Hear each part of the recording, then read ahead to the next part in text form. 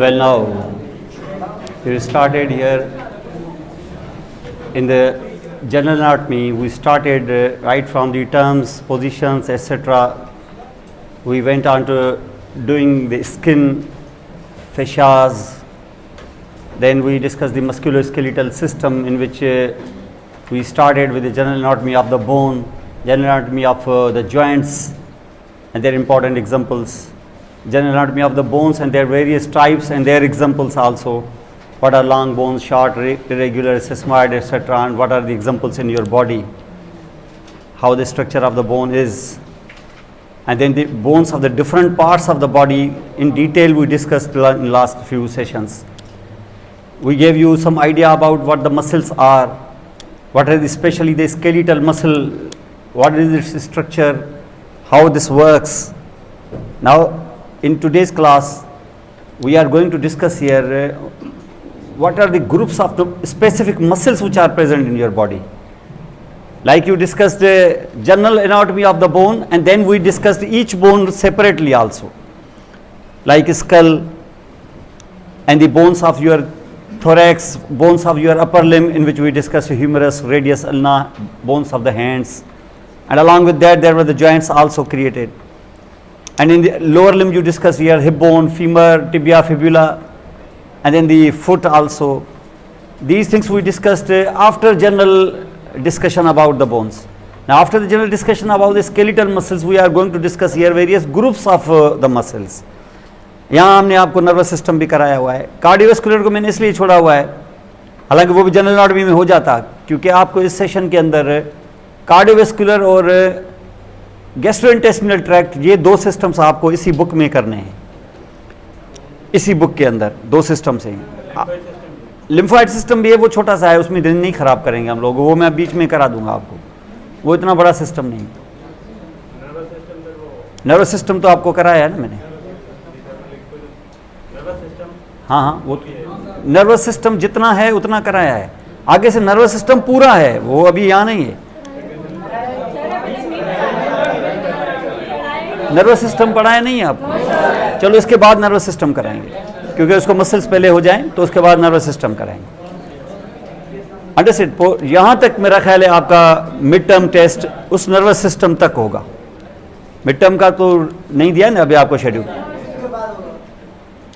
ईद के बाद होगा, तो हम देखेंगे इस सिस्टम के बाद, नहीं इससे पहले हो जाएगा, इस सिस्टम के बाद हम लोग करेंगे नर्वस सिस्टम, और अगर ईद के बाद करते हैं तो हम कार्डियोवैस्कुलर में इंटर हो जाएंगे। फिर ऊपर अगर कार्डियोवैस्कुलर सिस्टम स्टार्ट हो जाता है तो फिर मिड्स में कार्डियोवैस्कुलर सिस्टम भी आएगा या नहीं आएगा वो देख लेंगे, हम हाफ हाफ कर लेंगे।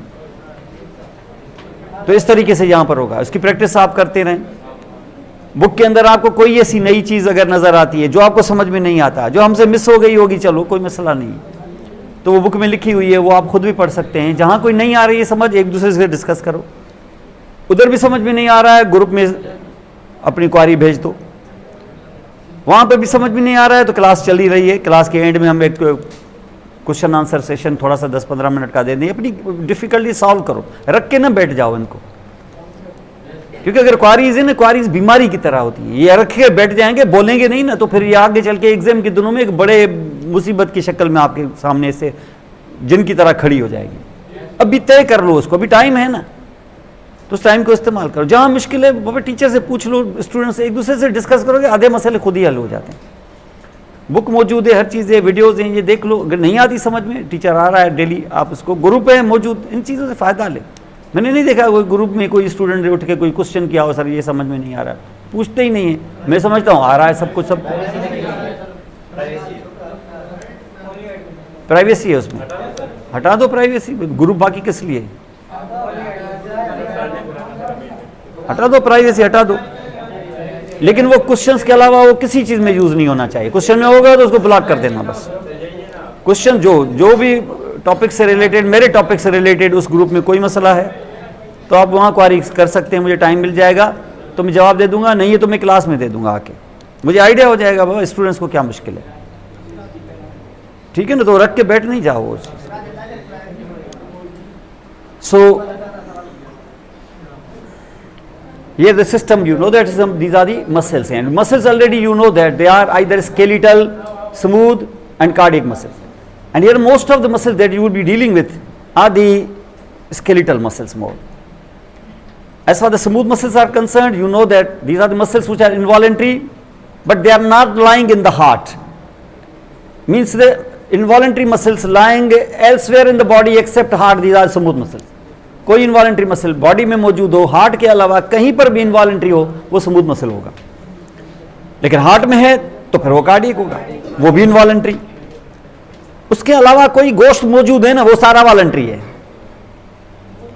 और वॉलेंट्री कहां होगा? Skeletal, because they take origin from the muscle, from the bone, and they will be inserted into the bone, but they will must cross one joint.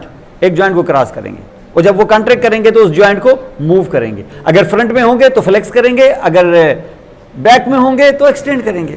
Muscle सिर्फ कॉन्ट्रैक्ट करता है, muscle में अकल नहीं होती है. विजडम उसकी है जिसने ये मसल तख्लीक किए हैं, वो जहां जहां लगाए हैं. मसल सिर्फ शॉर्टन होता है बस. आगे होगा तो फ्लेक्स करेगा, पीछे होगा तो एक्सटेंड करेगा. ये तो हो नहीं सकता कि एक ही मसल होगा, वो फ्लेक्स भी करेगा, जब एक्सटेंशन हो तो टूट के उधर लग जाएगा. नेचर ने दोनों दे दिए हैं, जब जो इस्तेमाल करो. हर काम के लिए अलग अलग मसल दिए हैं. मोर देन 500-600 मसल्स बॉडी में फैली हुई हैं. फेस पर हम यहाँ पर muscles will be either the muscles of the trunk और the muscles of the limbs.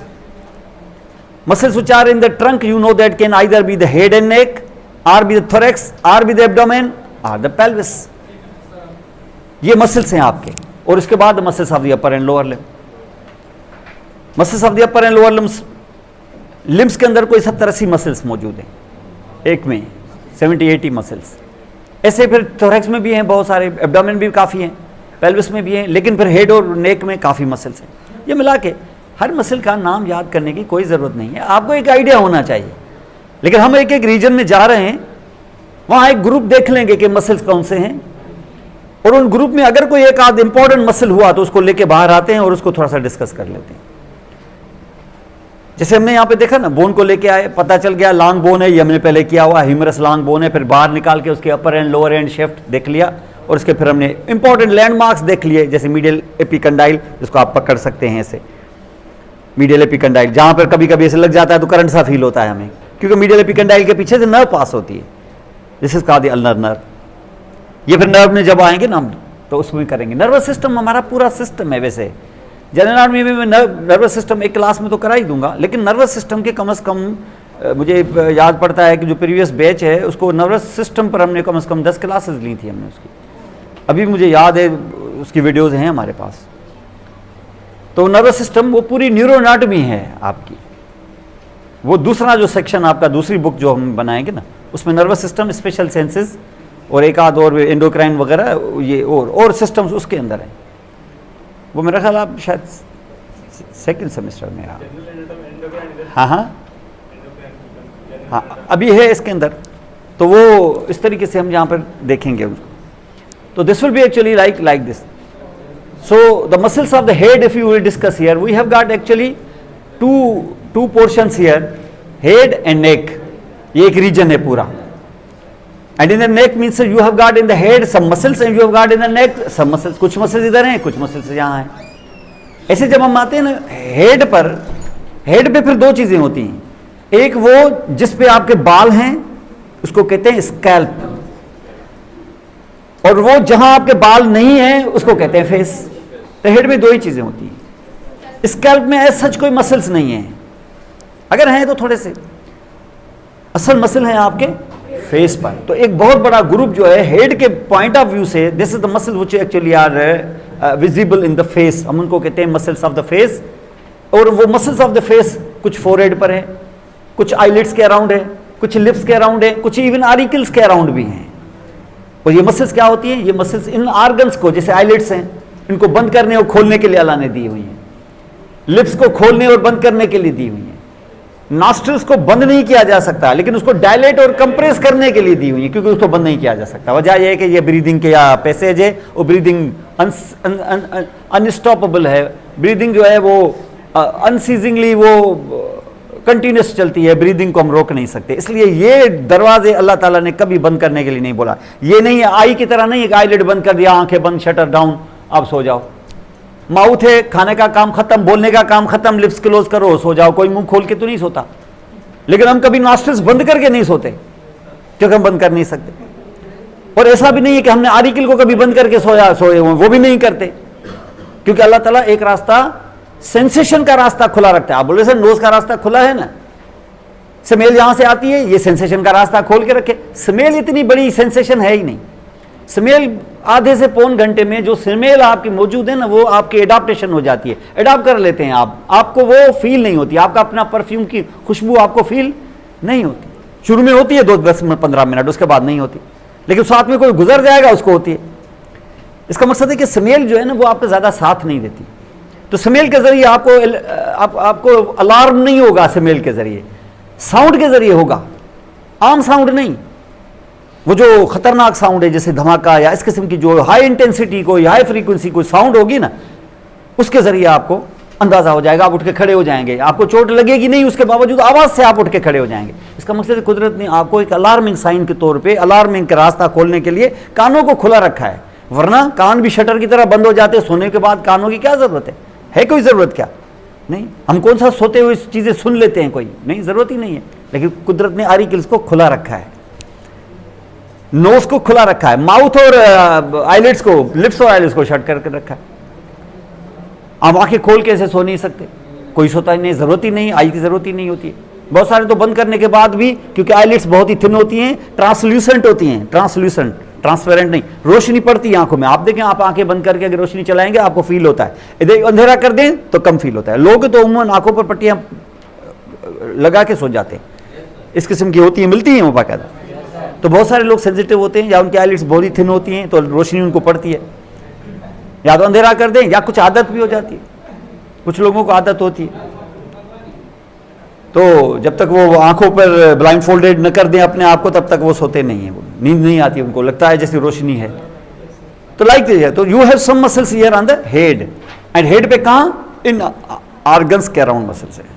जैसे अराउंड है मसल्स, यहां पर आप देखेंगे मसल्स ऑफ द फेस, और ये मसल्स ऑफ द फेस जो होते हैं ना, जब वो हम मूव करते हैं, मूव हम करते हैं किस लिए? आईलिड को खोलें।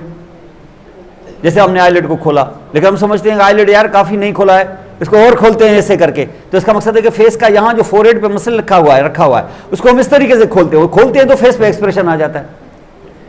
मसल अल्लाह ने एक्सप्रेशन के लिए नहीं दिया, मसल दिया है फोर्सफुली आईलिड को ओपन करने के लिए। कभी कभी आप देखें ना, आप अपने हेड को मूव नहीं करते और आप छत पे देखना चाहते हैं तो आप देखें ऐसे करते हैं, वरना तो ऐसे भी कर सकते थे, लेकिन हम ऐसे करते हैं। ऐसे जब करते हैं तो आप देखें अपने फोरहेड पर रिंकल्स लगा देते हैं और आईलिड को ज्यादा ऊपर उठाते हैं, तो ज्यादा ऊपर उठाते हैं आईलिड। तो हमें इस किस्म के मसल चाहिए, लेकिन हम ऐसा करने से जो फोरहेड पर रिंकल्स पड़ जाते हैं, तो ऐसा करने से हमें, आपने देखा कि फेस पर एक्सप्रेशन आ जाता है।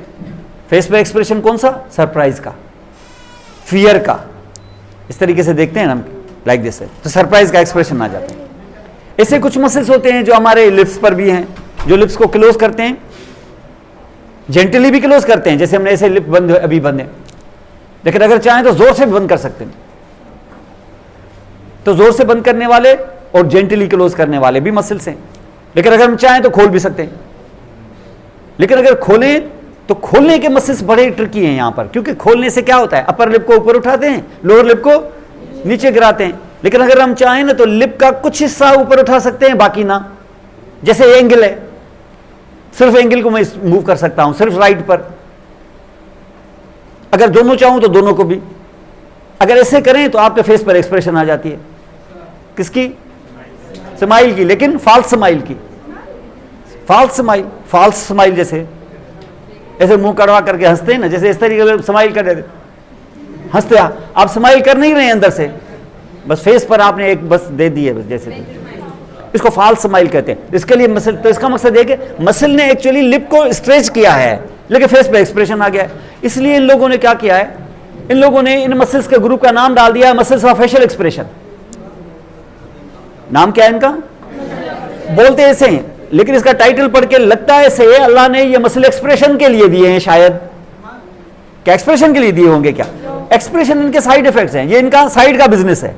थोड़ा सा एक्सप्रेशन भी दे दिया चलो, लेकिन काम ये नहीं है, इसका काम प्राइमरी है क्या? इन ऑर्गन्स को ओपन करना या क्लोज करना, असल काम ये है इनका। उनमें से मसल्स हैं, muscles of the eyelids, muscles of the lips, muscles of the nostrils, muscles of the auricles. ये मुख्तलिफ किस्म के मसल्स हैं। उनमें से मसल्स ऑफ फेशियल एक्सप्रेशन में से जो ग्रुप है आपके, उनमें से ये मसल देखो, अगर आप स्किन को रिमूव करेंगे, ये सारे के सारे जितने भी मसल देखे ना, उमन मसल्स कहाँ होते हैं? स्किन रिमूव करो फौरन मसल नहीं पाते हो, फौरन होता है फेशा, सुपरफिशियल फेशा, जिसमें चर्बी होती है, फैट वगैरह ये सब कुछ, और उसमें कुछ नर्व्स भी होती है जो सेंसेशन फील कराती हैं, कुछ ब्लड वेसल्स भी होती हैं जो आपके स्किन को सप्लाई देती हैं। लेकिन under the skin in the superficial fascia muscles नहीं होते। उसके बाद आती है डी फेशा। डी फेशा के डीप मसल्स होते हैं पैक में, बाकायदा पैकिंग में। तो इसका मकसद है कि फेस पर जब मैं स्किन पे कट लगाऊंगा, इससे खोलूंगा तो क्या नजर आएगा? सुपरफिशियल फेशा। उसको साफ करूंगा तो डी फेशा नहीं, डी फेशा फेस पे होती नहीं है। बेटा बात नहीं करो, face doesn't have the fascia, face पर डी फेशा नहीं होती। इसका मकसद क्या है कि स्किन के नीचे सीधा क्या होता है? सुपरफिशियल फेशा, और सुपरफिशियल फेशा में डूबे हुए होते हैं मसल्स। इसका मकसद यह है कि अगर मसल्स कॉन्ट्रैक्ट करेंगे तो क्या बोन को मूव करेंगे? क्या नहीं, क्योंकि बोन्स के बीच में जॉइंट्स होते हैं, लेकिन वो जॉइंट्स मूवेबल नहीं होते। सुचर्स, फेस के ऊपर एक ही तो जॉइंट है जो मूवेबल होता है, टेम्पोरोमैंडिबुलर जॉइंट, बाकी कोई जॉइंट मूवेबल नहीं होता। तो फिर मसल अल्लाह ने क्यों दिए इतने ह्यूज मसल्स? वो इसलिए दिए हैं कि जब मसल कॉन्ट्रैक्ट करेंगे ना, तो मसल की अटैचमेंट किस पे होती है? स्किन पे, बोन पे नहीं। और खुद किस में डूबे हुए हैं? सुपरफिशियल फेशा में। तो ये जब मसल कॉन्ट्रैक्ट करेंगे तो मूव बोन को करेंगे या मूव स्किन को करेंगे? स्किन को करेंगे। तभी आप देखें मसल को मूव करते हो तो स्किन पे रिंकल्स आते हैं कि नहीं, और मसल्स को मूव करते हो तो स्किन स्ट्रेच होती है कि नहीं। ये स्किन का ये हिस्सा है, कहलाता है लिप्स। तो इसका मकसद है कि जब आप मसल को मूव करते हो तो स्किन के फ्लैप्स ऊपर नीचे जाते हैं, जिनका नाम तुमने लिप्स डाला हुआ है, वरना तो ये स्किन का टैग है, इसमें फैट भरा हुआ है, और इसमें अगर मसल लगाया और ऊपर खींचा तो लिप ऊपर चला जाएगा, ये नीचे जा जाएगा, क्योंकि यहाँ फेस पे कुदरत ने डी फेशा नहीं दिए, साफ कर दिए। अगर फेस पे डी फेशा देता ना अगर, और डी फेशा के नीचे डीप में मसल डाल देता, तो मसल जब मूव करते तो फेस पे कोई एक्सप्रेशन ना आता, फेस आपका बिल्कुल मास्क लाइक होता। अंदर से आप हंस रहे होते, मुंह पे हंसी होती ना। इसको मास्क लाइक फेस कहते हैं। कभी कभी ऐसा भी हो जाता है, मसल काम ही नहीं करते, अंदर से बड़े खुश हो रहे होते हैं, बड़ा लतीफा वतीफा, लेकिन मुंह से स्ट्रेच ही नहीं करता, स्माइल होता ही नहीं। वो पता चलता है मसल में वो वॉलंटरी कंट्रोल नहीं रहा, मसल रिजिड हो गए हैं, वो मसल थोड़े ढीले हो जाएंगे तो सुबह का जो सुना हुआ लतीफा है उसकी हंसी जो है वो शाम को आएगी। तो शाम को याद आया सुबह को अभी मसल ठीक काम कर रहे हैं तो अभी हंस लेता हूं, तो उस वक्त आपको हंसी आ जाती है, और उस वक्त आप बिल्कुल ऐसे सपाट बैठे हुए। हो सकता है रात के लतीफे की हंसी जो है आपको सुबह के किसी सोइम पर, किसी 40 पर आ जाए, और उसे तदफीन के ऊपर ही हंसना शुरू कर दो, और रात का लतीफा और अभी आप रिस्पॉन्ड कर रहे हो। तो ये से भी कुछ मसल्स ऐसे होते हैं जिसमें मास्क होता है, बिल्कुल मास्क लाइक फेसिस, मुंह से हो जाता है मसल्स में। यानी ऐसा नहीं कि मसल को मूव करना नहीं चाहते, आप करना चाहते, लेकिन मसल रिजिड हो गया है। जैसे आपने सुना होगा पार्किंसंस डिजीज, इस किस्म की डिजीज आपने सुनी हो, पार्किंसंस डिजीज, बिल्कुल मास्क लाइक फेसिस, इस तरीके से मुंह बिल्कुल सपाट होता है। अंदर उसको खुशी है, खाना देख के खुश भी हो रहा है, कुछ अच्छी बात भी सुनी है उसने, ये वो, लेकिन वो फेस पर एक्सप्रेस नहीं हो रहा है। क्योंकि आपको पता है दुख है, खुशी है, फेस पर एक्सप्रेस होती है। जो फेस रीडिंग कर सकते हैं ना, तो वो जान लेते हैं कि ये बंदा खुश है, जान लेते हैं कि ये बंदा हवा हंस रहा है, स्माइल कर रहा है, लेकिन इसके चेहरे पे वो स्माइल वाले एक्सप्रेशन जो डेलिकेटली आप उसको अगर स्टडी करना चाहो तो पता चलेगा कि इसके अंदर कोई है मसला बेचारे कि ये जैसे हमारे आगे हंस रहा है, लेकिन ये इसको काफ़ी प्रॉब्लम है कोई। इसको फेस रीडिंग कहते हैं। जो फेस रीडिंग ऐसे नहीं, आसान नहीं है ये, लेकिन इट्स डिफिकल्ट थिंग। तो फेस के रिंकल्स ये वो जान के वो समझ लेता है। ये है स्केलेटल मसल में, और कहीं नहीं है। स्किन के अंडरनीथ है, स्किन में नहीं है सुपरफिशियल फेशा में, अटैचमेंट स्किन पर है। हाँ, अटैचमेंट हो सकती है, नीचे डर्मिस है, डर्मिस पे अटैच हो सकता है। क्योंकि आपको पता है ना, मसल जो आते हैं तो मसल क्या क्या होता है? फाइबरस टिश्यू, और डर्मिस खुद क्या है? कनेक्टिव टिश्यू, उसके साथ अटैच हो जाएगा, और जब ऐसे करेगा तो आपके रिंकल्स आएंगे। आप देखो फोरहेड है, फोरहेड पे मसल है, फोरहेड पे ये मसल है, ये मसल है फोरहेड पे। इस मसल को जब कॉन्ट्रैक्ट करोगे तो देखिए रिंकल्स आ गए ना, हमारे दोनों साइडों पे रिंकल्स आ गए, क्योंकि ये दो मसल्स हैं, फ्रंटलिस मसल इसको बोलते हैं। लेकिन आईलिड्स के अराउंड जो मसल है ना, जो आईलिड्स के अराउंड जो मसल है, ऐसे एक आईलिड, कुछ आईलिड्स के अराउंड मसल्स होते हैं जो ऊपर लगे हुए हैं। लोअर आईलिड को मूव करने के लिए कोई मसल ऐसा सच नहीं है, क्योंकि अब हम जो आंख खोलते हैं तो आईलिड को, लोअर आईलिड को नीचे गिराएंगे, अपर को ऊपर उठाएंगे ना, ऐसे ही करेंगे ना। लेकिन लोअर आईलिड को हम नहीं उठाते, ये पैसिव होता है, वहीं रखा है। हम किसको ऊपर उठाते हैं? अपर। जब आप आंख खोलते हैं तो सिर्फ अपर आईलिड ऊपर जाता है, तो अपर आईलिड को ऊपर उठाने वाला भी मसल है। लेकिन अगर आप चाहें ना तो इसको हम बंद कर दें आईलिड्स को, तो लोअर को और अपर को, ये दोनों को हम ऐसे शट करते हैं ऐसे। और इसको शट करने के लिए, इसको बंद करने के लिए, to close the eyelids at the time when you are sleeping, ये आपको एक मसल मिलेगा। देखिए राउंडेड सा मसल है, इस मसल की शक्ल देखें कैसे, ये देखिए ये मसल है। ये मसल क्या करेगा, कुछ फाइबर्स इसके बिल्कुल आईलिड्स के ऊपर हैं ऐसे,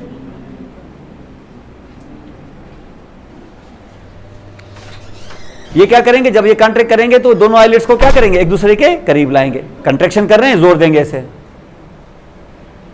तो आप आईलिड्स को शट करके आप सो जाएंगे। लेकिन अगर आपको आई बॉल को कोई खतरा है तो फिर क्या ऐसे करते हैं कि जोर से बंद करते हैं, समझे। तो ये जोर से बंद करने वाला इस मसल का दूसरा हिस्सा जो है वो ये है, उसके मसल के फाइबर ऐसे आते हैं, फिर एक और चक्कर, एक और मसल, फिर एक और फाइबर का बंडल, एक और फाइबर का बंडल, ये ऐसे होता है मसल आपका, आप देखेंगे ऐसे। और इसको अगर कंट्रैक्ट करेंगे तो फिर मसल क्या जेंटली आईलिड बंद होंगे कि फोर्सफुली बंद होंगे, तो ऐसे फोर्सफुली बंद होंगे कि आपके आईलैशेस अंदर धंस जाएंगे और आपके टिप्स नजर आएंगे सिर्फ आईलैशेस का। आप देखें, आप जोर से आंखें बंद करेंगे, देखिए अंदर अंदर धंस जाएगा, देखिए आईलैशेस के टिप्स नजर आ रहे हैं, सारा अंदर धंस गया और आपका आई बॉल थोड़ा सा अंदर चला गया, क्योंकि उसमें खतरा है कि आपको कोई चीज लग रही थी, शायद आपको खतरा था कि ये अब ऐसे जोर से बंद कर देते हैं।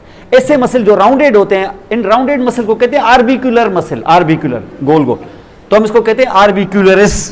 तो मसल्स के नाम ऐसे होते हैं, आर्बिक्यूलरिस। किसके अराउंड है, आई बॉल के अराउंड, आईलिड में, तो आई बॉल के अराउंड, तो आई बॉल को कहते हैं ऑकुलर, इसलिए मसल का नाम पड़ गया आर्बिक्यूलरिस ऑकुला है। तो ये आर्बिक्यूलरिस ऑकुला मसल है। अब ये क्या करता होगा, खोलता होगा कि बंद करता होगा, बंद करता होगा। इसका मकसद ये है कि बंद करते हैं कब, आप क्या सोते हैं तब सिर्फ, कि जागते हुए भी बंद करते हैं, लम्हा भर के लिए बंद करते हैं, इसको कहते हैं ब्लिंकिंग। आप करते हैं ना, आप 10 मिनट 5 मिनट के बाद आप देखिए ब्लिंक करते हो, उसे करते रहते हैं ना ब्लिंक। तो ये ब्लिंकिंग का काम भी कौन कराता है, ये। लेकिन अगर ये पैरालाइज हो गया, पैरालाइसिस, जैसे आपने सुना होगा फेशियल पैल्सी, सुना है ना आपने, हाफ जो है चेहरे का, उसके सारे मसल्स, फोरहेड वाले भी, ये भी, ये भी, ये भी, ये भी, जो भी होंगे, एक हाफ के मसल जितने भी होंगे 30-40 सारे पैरालाइज, क्योंकि एक ही नर्व सप्लाई करती है, नाम है उसका फेशियल नर्व। क्रेनियल नर्व्स आपने पढ़ी होंगी, we have 31 spinal nerves and we have 12 pairs of cranial nerves, 31 pairs of spinal and 12 pairs of cranial nerves. उनमें से जो 7th क्रेनियल नर्व है, जिसका नाम है फेशियल नर्व, वो सप्लाई करती है फेस के मसल्स को।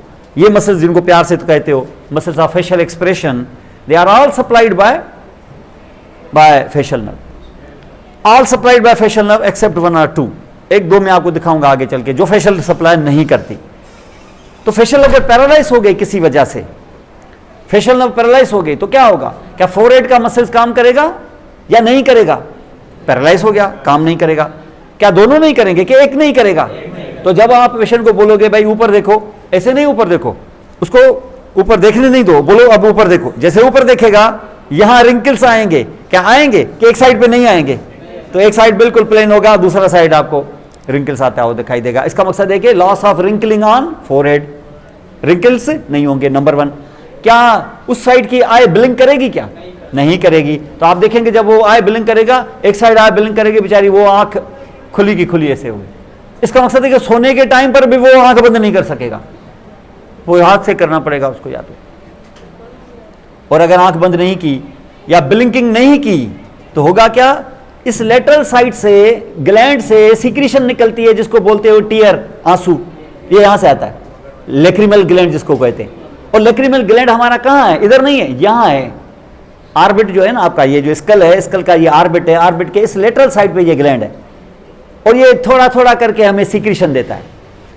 अगर ये सीक्रेशन यहां हुई तो सीक्रेशन कहां पर होगी? लेटरल साइड पे। अगर लेटरल साइड से ये ड्रॉप गिरा इधर से,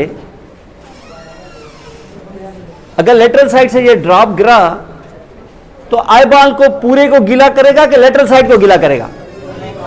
पूरे को तो कर नहीं सकता, गिरा है ड्रॉप इधर से तो जाहिर है यहां से करेगा। और अगर यहां से करेगा तो ये आई का ड्रॉप जो है, ये टीयर का ड्रॉप क्या इधर ही रहेगा कि यहां से बह जाएगा? बह जाएगा। लेकिन हम उसको बहने नहीं देते। क्या बहता रहता है? नहीं। जब एक्सेसिव हो जाता है तो बह जाता है, एक्सेसिव हो जाता है जब आप रोते हैं, क्राई करते हैं, बहुत ज्यादा होता है तो बह जाता है, लेकिन नॉर्मली ये बहता नहीं है। जब नॉर्मली नहीं बहता तो क्यों नहीं बहता?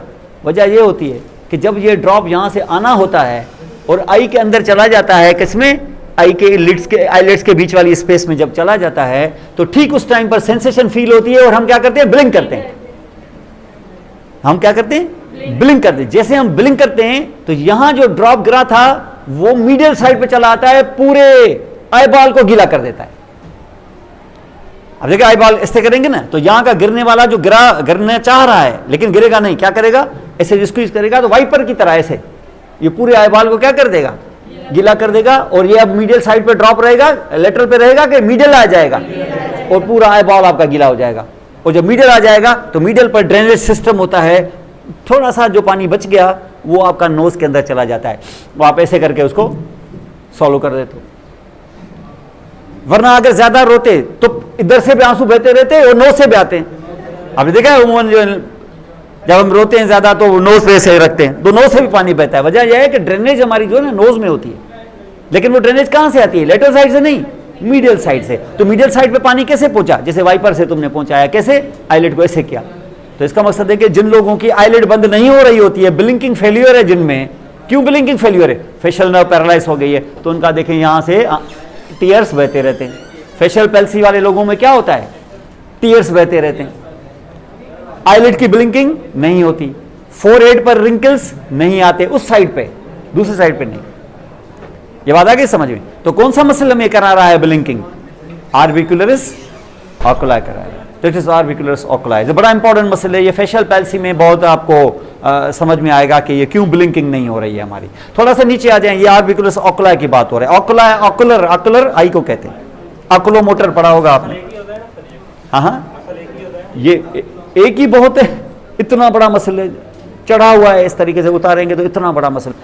इसके दो हिस्से हैं, एक जो आईलिड के ऊपर चिपका हुआ है बहुत थिन, और एक वो जो बोन्स के अराउंड घूम रहा है, जो ऐसे आई को, आईलिड्स को अंदर धस देगा यहां पर। ऐसा मसल मैं आपको फिर लिप्स पे भी दिखाता हूं, ऐसे ही गोल, वो बहुत ह्यूज मसल, ऐसा ही, वो भी आर्बिकुलर है, लेकिन वो आर्बिकुलरिस ऑकुलाई नहीं है, वो माउथ का है, इसलिए उसको बोलते हैं आर्बिकुलरिस ओरिस, ओरिस ओरल से निकला हुआ है, तो उसको भी देख लो। तो ये दो मसल बड़े इंपॉर्टेंट हैं। वैसे तो मसल बहुत सारे हैं, फेस पर एक साइड पर कम से कम 30 मसल हैं, सब करने की जरूरत नहीं है, जो इंपॉर्टेंट है उनको देखो, क्योंकि आगे से और मसल बहुत सारे करने हैं बॉडी में। ये है आर्बिकुलरिस ओरिस। ये देखें आप, कुछ लिप्स के अराउंड होते हैं उसके फाइबर्स,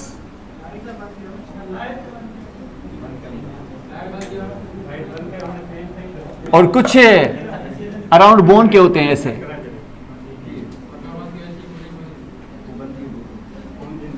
ये मसल्स आप यहां पे देख रहे हैं, मसल्स अराउंड द लिप्स। क्या करते होंगे ये भी यही करते हैं जो आईलिड्स को, कुछ मसल्स ऐसे होते हैं जो आईलिड्स को क्या करेंगे, आईलिड्स को क्या करेंगे, जेंटली क्लोज, कुछ होंगे जो जोर से। तो लिप में भी ऐसा ही है, कुछ ऐसे मसल्स हैं जो आईलिड्स को क्या करेंगे, जेंटली क्लोज, जैसे सोने के लिए गए या चुप करके बैठे हुए हैं तो, लेकिन अगर हम चाहें तो जोर से बंद कर सकते हैं। इसके लिए इंग्लिश वर्ड बड़ा अच्छा इस्तेमाल हुआ है, pursuing of lips. Pursuing of lips कहते हैं इसको, पर्सिंग मैंने जोर से फोर्सफुली बंद करना। ये पर्सिंग ऑफ लिप्स क्यों इस्तेमाल हुआ है? ये पर्स वही है, पर्स जो हम यूज करते हैं, पर्स। अब से पर्सिंग ऑफ लिप्स में पर्स ऐसे तो नहीं होते, ये वो पर्स नहीं है, वो जो आप लोग उठाते हैं ना, जो लड़के उठाते हैं, इसको वॉलेट कहते हैं, इसको पर्स नहीं कहते। ये वॉलेट है, हम लोगों ने खामा का पर्स नाम डाला हो, ये वॉलेट है। वो जो लड़कियां उठाती हैं ये क्लचेज हैं, ये भी पर्स नहीं है। होते होंगे, लेकिन ये क्या है, ये पर्स कौन सा पर्स है? ये पर्स क्या है? ये पर्स है वो पर्स, वो जो थैलियां होती है ना जिसमें डायमंड्स वगैरह रखते हैं, फिल्मों में देखी होंगी, वो ज्वेलर्स भी आजकल दे रहे हैं इस किस्म के ट्रेडिशनल वो थैलियां जो है, हाँ, उसका एक पाउच होता है, उस पाउच के ऊपर रस्सी होती है छोटी सी, जब उस रस्सी को ऐसे बांधते हैं तो ऐसे टाइट हो जाती है। ये एग्जैक्टली वही, इसको पर्स बोलते हैं, इसको बोलते हैं पर्स।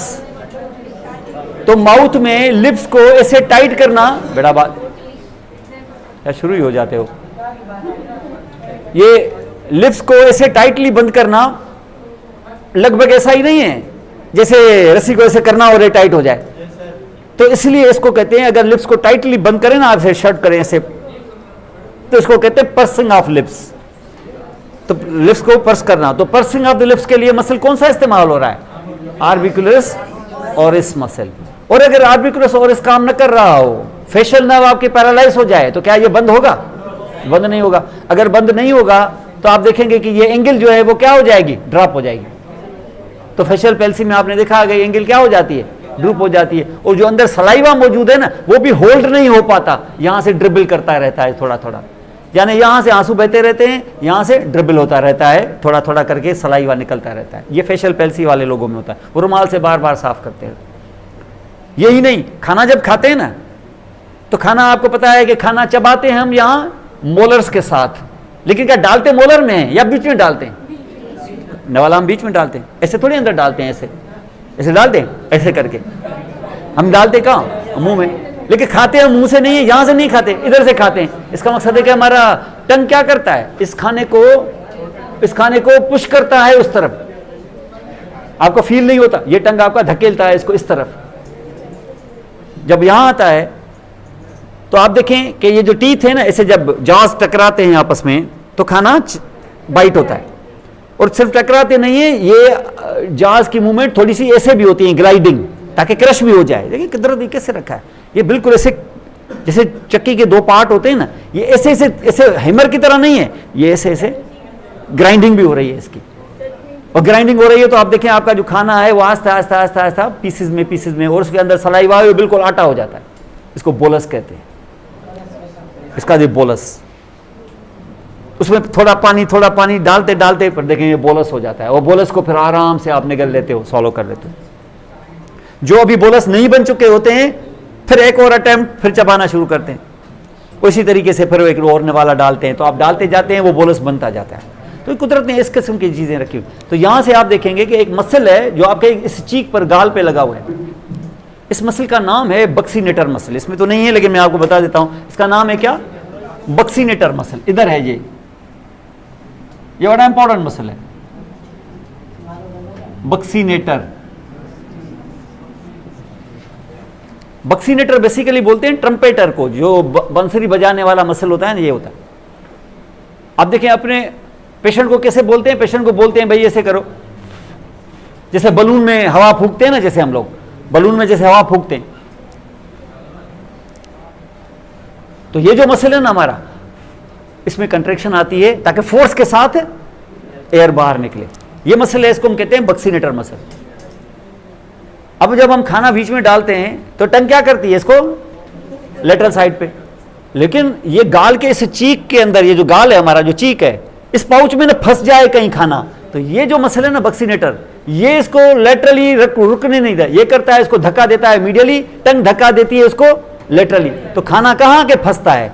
दो टीथ के पार्टों के बीच में आके फंस जाता है और वहां क्रैश हो जाता है। इस मसल का नाम है बक्सीनेटर। कौन सप्लाई करता होगा? वही नर्व जो सबको कर रही है फेशियल। अगर फेशियल नर्व काम न कर रही हो, पैरालिसिस हो गई हो, तो क्या बक्सीनेटर इस साइड का काम करेगा क्या? तो वो ढीला हो जाएगा। जब ढीला हो जाएगा तो ये जो गाल हैं ये सेटोन अप रहेंगे कि पाउच बन जाएंगे। जब पाउच बन जाएगा तो आपका खाना, अगर टंग इसको पुश करेगा तो क्या दांतों के बीच में आएगा कि पाउच में रुक जाएगा? तो जब आप इसे चबाएंगे तो टीथ के बीच में खाना होगा कि टीथ ऐसे ही टकराएंगे खाली, और वो जो खाना बाइट होना था वो बाइट होगा नहीं, तो यहां जमा हो जाएगा। तो यहां जब जमा हो जाएगा तो ये निकलेगा नहीं यहां से। फिर क्या करते हैं? इससे बेचारे हाथ से खाने को ऐसे बाहर निकालते हैं, क्योंकि ये पाउच में रह जाता है। और इधर जो सलाइवा रुकेगी, क्या टोन अप होने की वजह से क्या रुक पाएगी कि ड्रिबल भी होती रहेगी?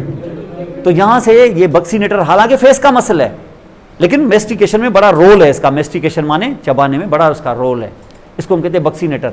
फिर ये आपके गाल जो हैं ये क्या उभरे हुए होंगे कि फ्लैट हो जाएंगे? क्योंकि मसल जो होगा मास उसका कम हो जाएगा, यूज ही नहीं कर रहे हो। तो आप देखेंगे ये गाल जब उभर आते हैं ना बक्सीनेटर की वजह से, तो यहां फोल्ड बन जाता है। ये फोल्ड है ना यहाँ पे, देखिए, इसको हम कहते हैं क्योंकि ये लिप और नोज के बीच में फोल्ड है, इसको कहते हैं नेजोलेबियल फोल्ड। क्या बोलते हैं? ये दो साइडों पे आप देखें फोल्ड होंगे जैसे, इसको नेजोलेबियल फोल्ड कहते हैं। अगर आपके ये चीक्स जो हैं, ये गाल जो हैं, ये वैक्सीनेटर की पैरालिसिस की वजह से फ्लैट हो गए, तो यहां नेजोलेबियल फोल्ड होगा कि नहीं होगा? तो loss of nasolabial fold, paralysis of buccinator, dribbling of saliva, failure of the blinking of eyes, dribbling of the tears and loss of wrinkles over the forehead, ये सारे के सारे काम, और sagging of the angle of the mouth. आपको पता है facial पेल्सी के लोगों का जो माउथ होता है वो डिस्टॉर्टेड होता है, एक साइड नीचे गिरी हुई होती है। ये सारे के सारे काम इन फेशियल मसल्स के लिए ये प्रॉब्लम होते हैं, क्योंकि एक साइड की फेशियल नर्व ये पैरालाइज हो गई होती है। ये फेशियल पेल्सी के अंदर ये सारे प्रॉब्लम्स यहाँ पे होते हैं। ये आपके हेड के मसल्स हैं जो बड़े इंपॉर्टेंट, जो चंद मसल्स मैंने आपको यहाँ पे दिखाए। उसके बाद हेड के अंदर बहुत सारे और भी मसल्स हैं। हेड के अंदर अगर आप थोड़ा सा मैं आपको समझा दूं कि हेड में कोई दो टाइप्स के मसल्स हैं सारे voluntary. We have voluntary muscles in the head, लेकिन वॉलंटरी में दो ग्रुप्स होते हैं। एक जो हाईली स्किल्ड हैं, बहुत स्किल है, जबरदस्त स्किल, माने उसका जरा सा भी आप एक्शन इधर से उधर हो जाए तो डिस्टर्ब हो जाएंगे आप। और कुछ मसल्स ऐसे होते हैं जो आपके कंट्रोल में हैं लेकिन स्किल नहीं है उनमें, बस सेम सेम काम करते हैं। माउथ को खोलना, ओपन करना, चबाने के लिए लोअर जा को, मैंडिबल को नीचे गिराना, ऊपर करना, नीचे गिराना, बस ऐसे काम। खाना खाया, सॉलो किया, इसमें कोई स्किल नहीं है कंट्रोल में, लेकिन स्किल नहीं है। वोकल कार्ड को बंद करके आवाज निकालना कोई स्किल नहीं है। वॉइस स्किल नहीं है। आ करना ये कोई स्किल नहीं है। वो बच्चा बगैर सीखे हुए आ करते हुए आता है, ठीक है, तो ये कोई स्किल नहीं है। लेकिन इस आ से वर्ड बनाना, स्पीच बनाना, ये स्किल है। ये सीखे बगैर नहीं आएगी, कोई भी लैंग्वेज आप सीखे बगैर नहीं बोल सकते। और ये जो स्किल है वो जो है दरख्त काट के लकड़ी को लेके आ जाना, कौन सी स्किल है इसमें? वो दरख्त जो है ना वो अल्लाह ताला ने उगाया है, वो लकड़ी तुमने सुखाई, वो सनलाइट में सूखी है, इसमें तुम्हारी कौन सी स्किल? क्या है स्किल? ये है कि उसको काट के उससे टेबल बनाना, ये स्किल है। अंडरस्टैंड? This is skill. तो इसका मकसद है कि वॉइस जो है ना ये कोई स्किल नहीं है। वॉइस मुंह से निकाल के टंग से उसको हरकत करना और उससे वर्ड बनाना, ये प्रोडक्ट है, ये स्किल है। तो वो जो वॉइस आता है हमारे लेरिंक्स से, तो लेरिंक्स के जो मसल्स होते हैं ये भी हमारे कंट्रोल में होते हैं, लेकिन क्या स्किल्ड हैं? क्या ये स्किल्ड हैं? ये अनस्किल्ड हैं, लेकिन वॉलंटरी हैं। लेकिन टंग को मूव करके उससे जो वर्ड बनाते हो, ये वाले मसल्स जो होंगे ये स्किल्ड हैं। आईलिड को खोलना बंद करना ये कोई स्किल नहीं है, लेकिन दोनों आईबॉल्स को मूव करना एक साथ, जरा भी इधर से इधर ना हो। ये लेटरल ऐसे होता है तो ये बाहर देखे, ये अंदर की तरफ देखे। ऊपर को उठाएं तो दोनों ऊपर देखें, लेकिन दोनों एक साथ ऊपर देखें और एक जितना। ये जो मसल करते हैं ना, ये हाईली स्किल्ड है। मसल्स को चबाने, यानी माउथ में खाना डाल के चबाना, कोई स्किल नहीं। ऐसे क्या स्किल है? ऐसे कोई स्किल है? कोई स्किल नहीं। लेकिन फेस पर तुम एक्सप्रेशन लाते हो, आईलिड को बंद किया, लिप को बंद किया, कोई स्किल नहीं। तो इसका मकसद है कि कुछ मसल्स क्या हैं? हाईली स्किल्ड हैं और कुछ लेस स्किल्ड हैं, ये दोनों वॉलंटरी हैं। उन हाईली स्किल्ड मसल्स में एक ग्रुप जो है वो है मसल्स कौन से? जो चबाने का काम करें। इनको हम कहते हैं मसल्स ऑफ मेस्टिकेशन। क्या कहते हैं? तो एक ग्रुप क्या कहलाता है? Muscles of mastication, masticatory. हाँ नहीं, ये कौन सा हाईली स्किल्ड है? खाना मुंह में डाला, चबाया, क्या स्किल्ड है?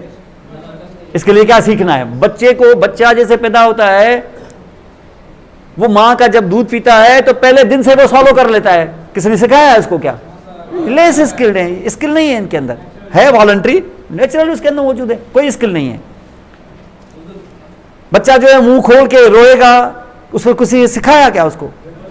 तो लिप को खोलना, ये करना। बच्चा जब सो जाएगा तो आंखें से बंद कर देता है, किसी ने सिखाया क्या? ये अनस्किल्ड मसल, ये स्किल्ड नहीं, वॉलंटरी हैं, कुदरती तौर पे हैं, वॉलंटरी हैं, लेकिन स्किल्ड नहीं है।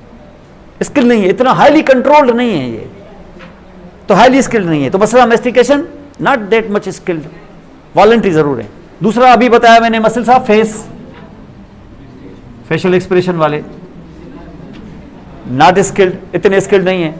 फिर तीसरा एक मसल जो है वो अभी बता नहीं रहा हूं, चलो उसको रहने दो, वो भी स्किल्ड नहीं है, वो फेरेक्स में जाता है।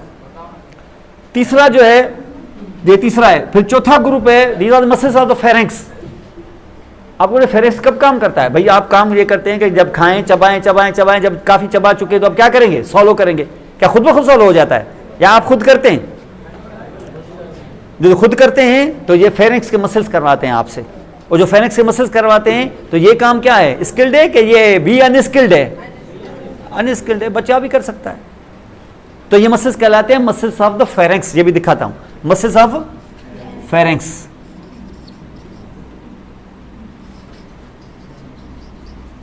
और फिर जो पांचवां ग्रुप है, पांचवां ग्रुप ह्यूमन बीइंग में होता ही नहीं है बस, लेकिन पांचवें ग्रुप को क्रॉस कर दो, ये बाकी वर्टिब्रेट्स में होता है, ह्यूमन में नहीं होता।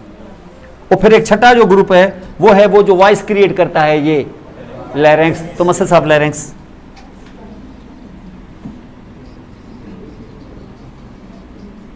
ये जो 6 ग्रुप्स हैं, जो एक्चुअली 5 हैं, जो तुम्हें दिखाए मैंने दरअसल 4, जिसमें से अभी मैं दिखा रहा हूं तुम्हें क्या? मसल्स ऑफ फेस दिखा चुका हूं, 3 आगे दिखाता हूं और भी। ये मसल्स हैं लेस स्किल्ड, लेकिन 2 ऑर्गन्स ऐसे हैं जो जिनमें ये मसल काम नहीं करेंगे, ये अनस्किल्ड हैं।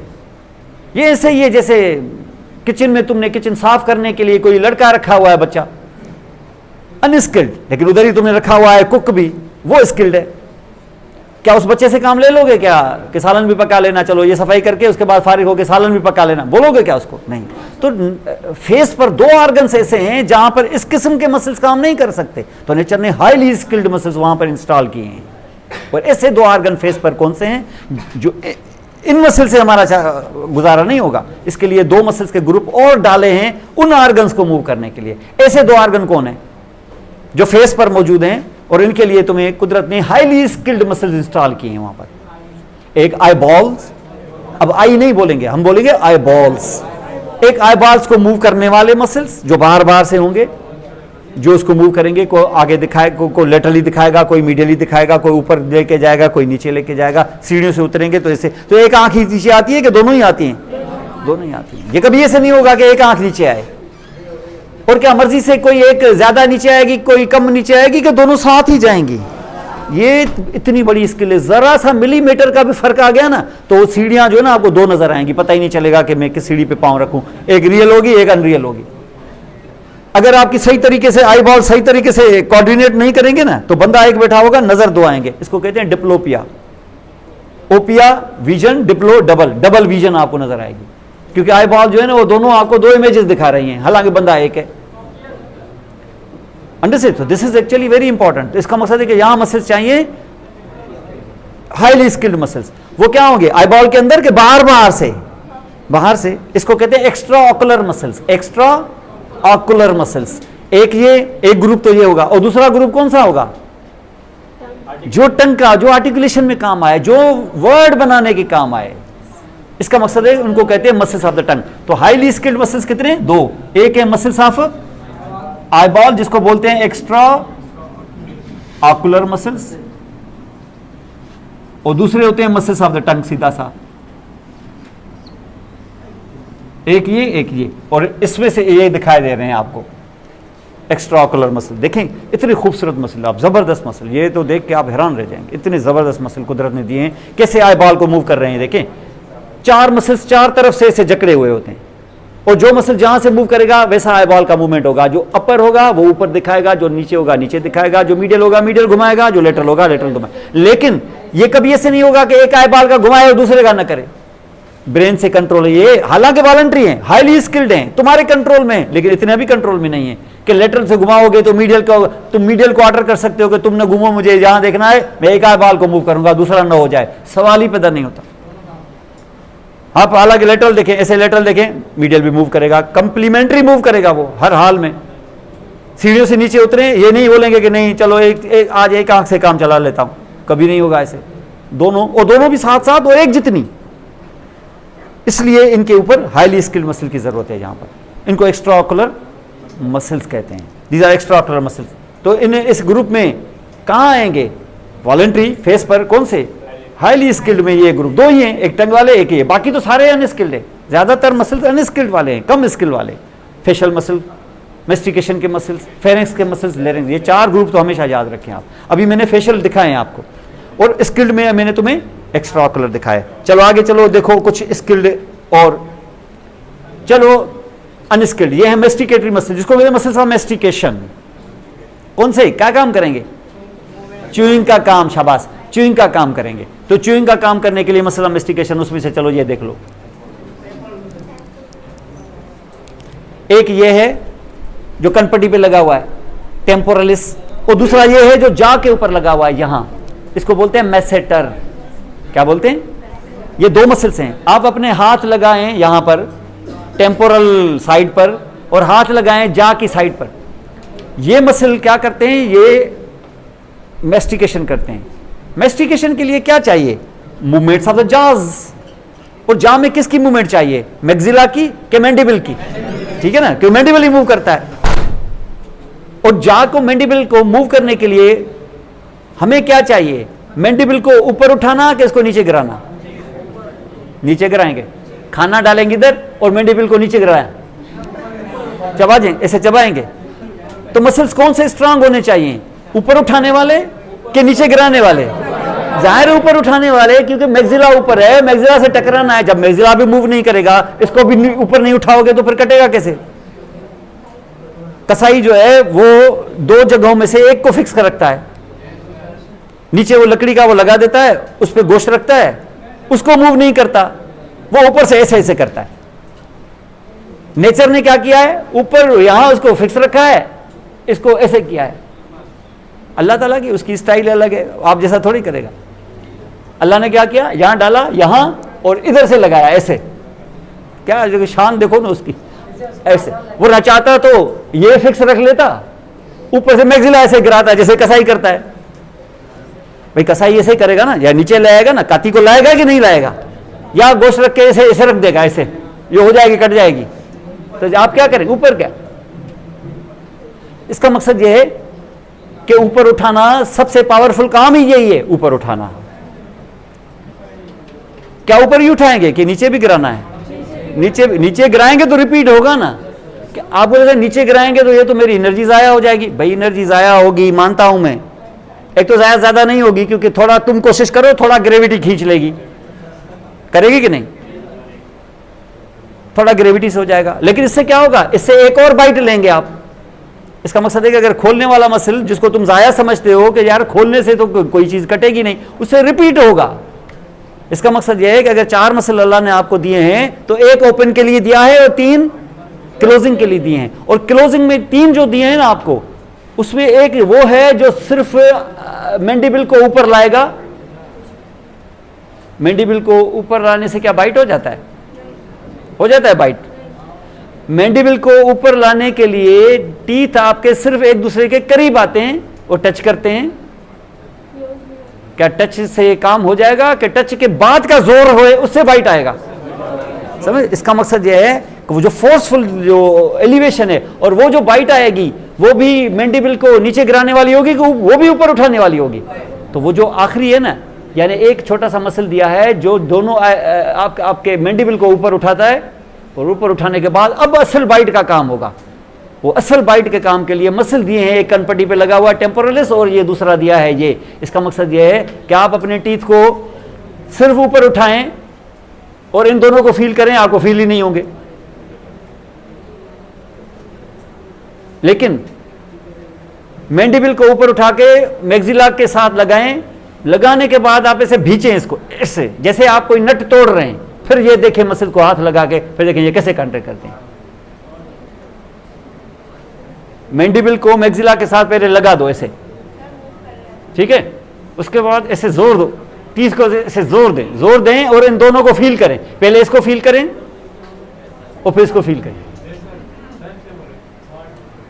ये दोनों जो हैं ये क्या है? ये बाइट करते हैं मसल्स। और इनमें से जो सबसे स्ट्रांग है ना, ये है मैसेटर। इतना स्ट्रांग है कि बाइट को बड़ा टाइट रख के मुंह में जंजीर पकड़ के लोग ट्रकें खींच लेते हैं। इतना जबरदस्त हो इसका, इतना बाइटिंग फोर्स इतना है। मैंने तो कहीं पढ़ा था कि वो मगरमच्छ का जो बाइटिंग फोर्स है ना वो कोई 1000 पाउंड से ज्यादा है। वो पूरे हाथी को खींच के नीचे बॉटम में ले जाता है और छोड़ता नहीं है उसको। टाइगर को लेके नीचे, उधर वो टाइगर उस दिन हमने बताया ना, मैंने आपको पानी पी रहा था टाइगर, वो अचानक किनारे से जो निकला है इतना एलिगेटर, ऊपर चढ़ के उसको गर्दन से दबोचा है, उसको दबोच के उसको नीचे ले गया। इतना लंबा टाइगर, आप अंदाजा लगाएं, उसके मसल्स इतने स्ट्रांग होते हैं कि वो 50 फुट तक छलांग लगा सकते, इतने तो स्ट्रांग मसल होते हैं। कितना वो फड़फड़ाया होगा, छुड़वा नहीं सका उसको जहां से, वो ले गया उसको नीचे। वो नीचे ले गया तो जाहिर है जानवर है, पानी में चला गया, वो सांस उसकी छोड़ा नहीं, उसको एलिगेटर ने नहीं छोड़ा। इतना बाइट उसका स्ट्रांग था। किसकी वजह से? जाग में इसकी वजह से, वेसेटर की वजह से। वेसेटर इतना स्ट्रांग होता है। ये सिर्फ मगरमच्छों का स्ट्रांग नहीं है, तुम लोगों का भी स्ट्रांग है। और तुम लोग जो है ना वो बॉटल का वो जो ढकना है वो खोल ऐसे खोल देते, ये इसकी वजह से। खोला नहीं करो इसको कभी भी, क्योंकि इससे फिर इनेमल का टुकड़ा उड़ जाएगा। या फिर ये लोग करते हैं, उनको पता नहीं होता है, वो करते हैं देखो मैं कैसे कर देता हूं। ये ऐसी कोई हरकत ना करें आप। कुदरत ने ये दांत आपको दिए हैं, हिफाजत रखेंगे तो अल्लाह ने आपको अगर 100 साल की जिंदगी दी तो यही दांत काम आएंगे आपके, गिरेंगे नहीं आपके। 100 साल तक की भी इन लाइफ हो सकती है, इससे ज्यादा भी हो तभी दांत नहीं गिरेंगे आपके, प्रोवाइडेड कि आपने उसके ज्वाइंट को अच्छा रखा। और कैसे ज्वाइंट को अच्छा रखा? गोम फोर्सेस, ये बताया था ना मैंने। और गोम फोर्सेस को बाइंड करने के लिए क्या चाहिए? Ligament, periodontal ligament. अगर आपके गम्स और लिगामेंट स्ट्रांग है ना, कभी दांत हिलेंगे नहीं। और अगर आप इसका इनेमल जो सारी जिंदगी चलता है और एक ही दफा जिंदगी में मिलेगा आपको, अगर इसका इनेमल ऊपर से जो सफेद जो लगा हुआ है, ये यूं समझ लो कि ये डायमंड से भी ज्यादा कीमती चीज है। ये हम लोग जो ना वो अल्लाह ताला की दी हुई चीजों को की कदर नहीं करते। ये डायमंड से भी ज्यादा, ये एक दफा चला गया ना तो डायमंड तो खरीद सकते हो, ये नहीं खरीद सकते। आप अपने दिल का, आप अपनी किडनी का, इनका आप ख्याल रखें, क्योंकि आप चीजें खरीद सकते हो। आप इवन हीरे खरीद सकते हो, ये चीजें खरीद नहीं सकते। साइंसदान जहाज तो बना सकता है, मक्खी बना नहीं सकता। तो कुदरत ने कुछ चीजें अपने हाथ में रखी, हर चीज नहीं बना सकती। अब अंदाजा लगाएं, कितने बड़े बड़े, टाइटैनिक तो बना सकता है, चींटी बना के दिखाए। टाइटैनिक बनाया ना उसने, चलो एक चींटी बना के दिखाए, नहीं बनाएगा, बना ही नहीं सकता। तो ये नेचुरल जो ऑर्गेनिक चीजें अल्लाह ताला की तरफ से हैं, वो ये अथॉरिटी सिर्फ अल्लाह के पास है। और जो आपको दिया है उसका, उसकी हिफाजत करेंगे जब तक जिंदा है। अल्लाह ने जितनी जिंदगी दी है, ये सारी चीजें हेल्दी रहेंगी आपकी। तो ये टुथ जो है ना इस तरीके से यहाँ पर, तो यहाँ हमने देखा कि ये मसल्स हैं, इनको कहते हैं मसल्स ऑफ मेस्टिकेशन। कौन सा? पहला ग्रुप ही यही है, और दूसरा group muscles of the facial expression. तीसरे को रहने दे, चलो एक फेरेंक्स का मसल, सॉलोइंग के काम आए ना अभी आपको। और उसके बाद वोकल कार्ड्स वगैरह को मूव करने वाले, जो आपको आवाज बनाते, फोनेशन वगैरह, ये मसल्स ऑफ लैरिंक्स है। चल के देखें उसको भी।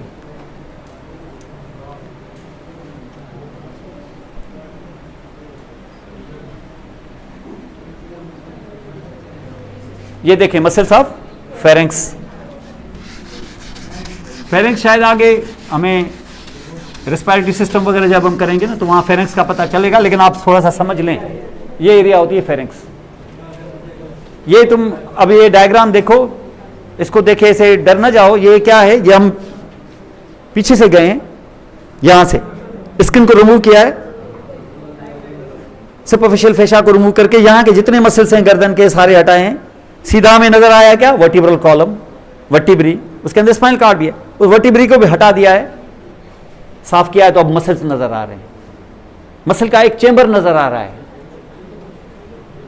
ऐसे हमने क्या किया? मसल के उस चेंबर को, क्योंकि यहां से मसल आ रहा है, यहां से मसल, ये आपस में दरवाजे की तरह ऐसे बंद है, ताकि ये क्या बन जाए? ऐसे। ये बैक से देख रहे हो आप, बैक से क्या हटाया कि नजर आया तुम्हें? ये मसल्स, वर्टिब्रल कॉलम हटाया है। तो ये ऐसे, ये ऐसे, ये कहां से? ऊपर से लेके नीचे तक। जो सांस ले रहे हो ना वो भी कहां गई है? इसमें। किसमें? फेरेंक्स में। और जो खाना खाया है वो भी कहां आया है? फेरेंक्स में। अगर तुम मुंह से सांस लोगे ना तब भी आएगी, क्योंकि ये कंटिन्यूअस है। इसको फेरेंक्स कहते हैं। अब ऐसे ही होगा या मसल का बना हुआ होगा, ठीक है ना। अगर हम पीछे से देख रहे हैं तो ये बाकायदा ऐसे। अब हम क्या करते हैं? सेंटर से इंसिशन देते हैं, कट लगा के। अब इसको खोलते हैं, पीछे से खोल रहा हूं दरवाजा इसका, ऐसे अब दरवाजा खोल रहे हैं तो यहां से आर पार क्या नजर आएगा? नोज, पीछे से आएगा कि नहीं भाई? आगे क्या था? नोज था ना, ये नॉस्ट्रिल्स थे और यहां अंदर भी नॉस्ट्रिल्स, तो यहां से इसका मकसद है अब जो बैक का दरवाजा खोला तो मुझे क्या नजर आया? नोज, और यहां से क्या नजर आएगा? माउथ। तो मैं कहां बैठा हुआ हूं? ये पीछे से दरवाजा ऐसे खोला है, क्या खोला है? फेरेंक्स। तो ये क्या चीज थी? साइडें क्या, किस चीज की बनी हुई है साइडें? मसल्स की। तो ये वो है, ये देखें ये खोला है, ऐसे बंद था, ऐसे खोला है। तो ये जो ग्रीन कलर के देख रहे हो क्या है? ये मसल्स है, मसल्स ऑफ फेरेंक्स। यही होते हैं वो जो टंग खाना पीछे भेजती है तो ये कंट्रैक्ट करके इसको नीचे ले जाते हैं। ये सॉलोइंग में ये काम करता है मसल, ये मसल्स सॉलोइंग में, ये मसल्स ऑफ फेरेंक्स कहलाते हैं। लेकिन जैसे नीचे जाओगे तो तुम्हें एक और ऑर्गन मिलेगा, नाम है उसका लैरिंक्स। ये लैरिंक्स है। तो ये जितने भी मसल देख रहे हो ना, ऐसे ऐसे क्रॉस, तो ये सारे मसल्स, ये किस चीज के मसल्स हैं? मसल्स ऑफ लैरिंक्स है। तो ये एक और मसल का ग्रुप है जो आप यहां पे देख रहे हो, इसको हम कहते हैं मसल्स ऑफ लैरिंक्स। मेरा ख्याल है यही डायग्राम होगा, फौरन इसको ग्रीन कर देगा। ये देखें ग्रीन कर दिया। ये क्या है? लैरिंक्स। ये लैरिंजियल मसल्स हैं, मसल्स ऑफ लैरिंक्स। और ऊपर वाले ये क्या थे? और ये larynx, pharyngeal and laryngeal muscles. ये दो ग्रुप्स वो मैंने बताया है, इसको जोड़ दो तो 4 ग्रुप आपके कंप्लीट हुए। एक मसल्स ऑफ फेशियल एक्सप्रेशन, एक मसल्स ऑफ मैस्टिकेशन, और एक ग्रुप फेरेंजियल मसल्स का, एक ग्रुप। ये 4 इंपॉर्टेंट ग्रुप्स हैं जो हैं वॉलंटरी लेकिन हैं लेस स्किल्ड। लेकिन इन लेस स्किल्ड से हमारे वो 2 काम नहीं होंगे जो जैसे किचन के लिए, फिर मुझे किचन के लिए कुक चाहिए। गाड़ी चलाने के लिए फिर वो नहीं जो कपड़ा मार के मेरी गाड़ी को साफ करता था, उसको बोलूं चलो ये ले जाओ शहर से, ये लेके आ जाओ, वो मैं गाड़ी तो उसको नहीं चलाने दूंगा। जाहिर है वो स्किल्ड नहीं है वो भी वॉलंटरी, मेरे कहने से काम करता है, लेकिन वो स्किल्ड नहीं है, उसके लिए फिर ड्राइवर चाहिए। तो नेचर ने इन 2 ऑर्गन्स के लिए 2 और ग्रुप्स दिए हैं मसल्स के। एक दिखा चुका मैं, वो एक्स्ट्रा ऑकुलर मसल, एक दिखाएंगे अब टंग वाले मसल्स। मेरा ख्याल नेक्स्ट टंग वाला होगा, ये देख लें, मसल्स ऑफ टंग। ये देख रहे हैं आप, ये टंग है, जुबान खुद टोटल गोश्त की बनी हुई है। लेकिन इसको मूव कराने के लिए मसल कुछ पीछे से आते हैं, कुछ आगे से आते हैं। बाहर निकालने वाले, ऐसे करने वाले, रोल करके ऐसे करने वाले, खाने को इधर उधर करने वाले। लेकिन खुद भी किसका बना हुआ है? खुद भी मसल का बना हुआ है। लेकिन उसको मूव करने वाले मसल्स भी कौन से हैं? वो भी मसल हैं। ये सारे वॉलंटरी मसल्स हैं। ये आपको स्पीच का काम भी करके देंगे। अगर आप स्पीच का काम ना करना चाहो, सिर्फ खाने को मूव करना चाहो, ये भी कर लेंगे। लेकिन इन्हीं मसल से फिर तुम स्पीच वाला काम लेना चाहो तो वो भी कर देंगे। मसल सेम ही होते हैं, मसल सेम, लेकिन दोनों काम करेंगे। सिर्फ खाना डाल के ऐसे ऐसे करो, फिर हिलाओ, इधर उधर करो तो भी ठीक है। लेकिन जब आप उससे स्पीच का काम कराना चाहो तो भी सेम मसल, स्पीच का काम। तो ब्रेन में 2 सेंटर्स होते हैं, एक जो उसको रफली मूव करें और एक जो उसको स्पीच के लिए मूव करें। 2 काम। जब आप स्पीच के लिए मूव करोगे तो खाना जो है ना, रफली मूव करने वाला काम बंद करो उसका। तो जो आदमी स्पीच करता है वो पहले खाने वाला काम बंद करता है, लेकिन वो जो खाने वाला काम चलाता है तो वो फिर स्पीच बंद करता है। मसल तो सेम है ना, जाहिर है। एक बंदे को बोलोगे कि मुझे पानी पिलाओ, जिस हाथ से पानी पिलाएगा उस हाथ से वो पेंटिंग भी बना रहा था, क्या उसको कह सकते हो हाँ पेंटिंग भी बनाओ और मुझे पानी भी पिलाओ? करेगा क्या? नहीं। थोड़ी देर के लिए पेंटिंग छोड़ेगा, आपको पानी पिलाएगा, फिर इसका मकसद है कि टंग जो है वो आम वाला काम जो जानवर भी करता है। जानवर को अल्लाह ताला ने सिर्फ उस मसल में, उस टंग के मसल से कौन सा काम दिलवाया है? रफ वाला काम। खाना खाया, घुमाया, इधर उधर किया, सॉलो करके पीछे फेंका, जो हम भी करते हैं। लेकिन हम इस काम को थोड़ी देर के लिए रोक के कौन सा काम कर रहे हैं? स्पीच वाला। जानवर वो नहीं कर सकता। क्या मसल नहीं है उसके पास? क्या नर्व वो सेम नहीं है? सब कुछ सेम है। ब्रेन से ऑर्डर देने वाला वो कमांडिंग सेंटर नहीं है उसके पास, वो अल्लाह ताला ने उसको नहीं दिया। एक आध जानवर को दिया है जिसको जोर से हम करते, कुछ समझा के हम बुलवा ले, पैरट को एक आध और, तो ये हो जाता है। बाकी जानवर को दिया ही नहीं। इसलिए कहते हैं कि अल्लाह ताला ने कहा है कि सबसे बड़ा जो मैंने ह्यूमन बीइंग को जो गिफ्ट दिया है ना, वो स्पीच है। Speech is the best gift that have been bestowed upon the human being by the Almighty. वो सबसे बड़ा गिफ्ट जो है, वो नहीं जैसे हम कहते हैं कि जो जैसे विजन है, नज़र है, जैसे जैसे आँख है, रोशनी है, ये चीज़ें हम समझते हैं सबसे बड़ी नेमत है तो वो भी नेमत, लेकिन स्पीच सबसे बड़ा गिफ्ट है। और इसका दारोमदार किस पे है? टंग के मसल्स पे। टंग काट देंगे ना तो एक आध अल्फाज ही बोल सकते हो। लिप वाले जो मैंने बताया ना, बा पा माँ, बस ये 3 ही अल्फाज है मेरा ख्याल है। अब किसी लैंग्वेज में शायद 4 भी हों, शायद मैं समझता हूँ शायद हमारे पास ये 2 ही हैं। और आ तो अल्लाह ताला ने शुरू से ही दे दी है, उसके लिए तो लिप की जरूरत भी नहीं है। मुंह खोलो, लिप काट दो, टंग काट दो, फिर भी आ बोल सकता है वो बच्चा। देखे ना उमन आ करके आता है और हम बोलते हैं रो रहा है, और मैं उसको बोलता हूँ ये बोल रहा है, क्योंकि उसको उतना ही बोलना आता है। और हम बोलते हैं रो रहा है। और रो रहा है क्यों? क्योंकि एक तो आ करता है, आ करके आता है, और दूसरा थोड़ा सा उसके आंखों से लेक्रिमल सीक्रेशन बहती है। बोल रहे हैं कि हम, क्योंकि हम रोना इसी को तो कहते हैं, आंखों से पानी बहे और आ कहे तो हम बोलते हैं रो रहा है। ये बच्चे रो नहीं रहे होते, ये बच्चे बोल रहे होते हैं। बच्चे को क्या तकलीफ है? बोल नहीं सकते, उसकी बहुत वजह है। टंग कंट्रोल ना हो, मसल में कोई प्रॉब्लम हो, टंग डेवलप नहीं हो रहा हो, सुनाई उसको ना दे। यार अभी सुनाई से मुझे याद आया, कल एक दिन पहले मुझे एक मेरा था बिल्डिंग का चौकीदार, उसने मुझे फ़ोन किया कि मेरा बेटा जो है 4 साल का हो गया है, वो बोल नहीं सक रहा है। मैंने कहा 4 साल का हो गया, तुम्हें अभी होश आया है? बच्चे आजकल 1 साल में गालियाँ देना शुरू कर देते हैं, तुम्हें अभी तक किसी ने गाली नहीं दी तुम्हारे बच्चे ने? बोला सर 4 साल से। मैंने कहा यार ले आओ उसको ज़रूरत है उसको दिखाने की। हो सकता है उसका ईयर डेवलप नहीं हुआ है, कॉकलिया में मसला है, और आजकल कॉकलियर ट्रांसप्लांट भी हो रहे हैं, तो वो हो सकता है उसको ईयर का मसला हो, इसलिए नहीं बोल रहा। ये देखना पड़ेगा। हो सकता है टंग के मसल में कोई प्रॉब्लम हो, या आगे चल के हो सकता है कि सेरिब्रम के अंदर वो जो कमांडिंग सेंटर है स्पीच का वो ना हो, वो काम नहीं कर रहा हो। वो टंग जब मूव करता है तो मसल बाकायदा कंट्रोल होते हैं, उसमें सेरिबेलम का बड़ा रोल है। हो सकता है सेरिबेलम में कोई प्रॉब्लम हो। ये आपको पता लगाना होगा मसला कहाँ है, जो मसला वही ट्रीटमेंट। तो इसको देखना होगा कि बच्चे जो है ना, वो आपको पता है बच्चे जो है ना 2-4 महीने में लिप वाली तो मूवमेंट करना शुरू कर देते हैं, बोलना भी थोड़ा सा आ जाता है उनको। 1 ईयर में तो पता नहीं कहाँ पहुंच जाते हैं, 1 ईयर तो बहुत दूर की बात है। 8-9 बच्चा एक दफा खड़ा हो गया ना तो समझ लो अब बोलना शुरू कर देगा। बोलना उसका अच्छा खासा हो जाना चाहिए जब खड़ा हो जाएगा, क्योंकि खड़ा हो जाएगा तो उसके ब्रेन के अंदर मसल्स पे कंट्रोल आ चुका होगा। वो बच्चा अगर वॉक करना शुरू कर दे तो अब वो अपने पेशाब पे कंट्रोल होना भी हो जाना चाहिए उसका, अंटिल के आपको ट्रेन करेंगे। नहीं करेंगे तो बच्चा 2 साल तक भी बेड में पेशाब करता रहता है, वो कुछ तो 5 साल के आगे भी। और हम क्या करते हैं, ये जो खास तौर पे माएँ होती है ना, वो बच्चा अगर कंट्रोल नहीं सीख रहा है तो उसको पीटना शुरू कर देती है। रोज रात को सुबह को उठते जो आपको चीखें नजर आए सुनाई दे ना, आपको समझना माँ पीट रही है उसको बिस्तर गीला किया उसने। उसको समझाने की जरूरत होती है, ट्रेन करने की। वो ट्रेन कर देगा तो ब्रेन, अब जाहिर है सोया हुआ है आदमी, वो कैसे पेशाब को कंट्रोल करे? वो ब्रेन में कंट्रोलिंग सेंटर आ जाता है। वो खड़ा हो गया ना एक दफा तो उसको कंट्रोल है। अब वो उसकी बदतमीजी है कि वो कंट्रोल कर नहीं रहा है, और कुछ आपकी गलती है कि उसको ट्रेन कर नहीं रहे। ट्रेन करेंगे उसको इस तरीके से तो हो जाएगा वो।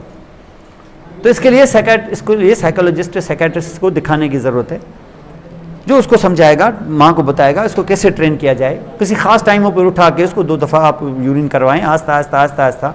और अगर खुदा न खास्ता अगर बिस्तर गीला करता है सुबह कपड़े उससे धुलवाएं आप उसको, वो उसके होश ठिकाने आ जाएंगे। वो देखना दूसरे दिन से वो बिस्तर गीला ही नहीं करेगा।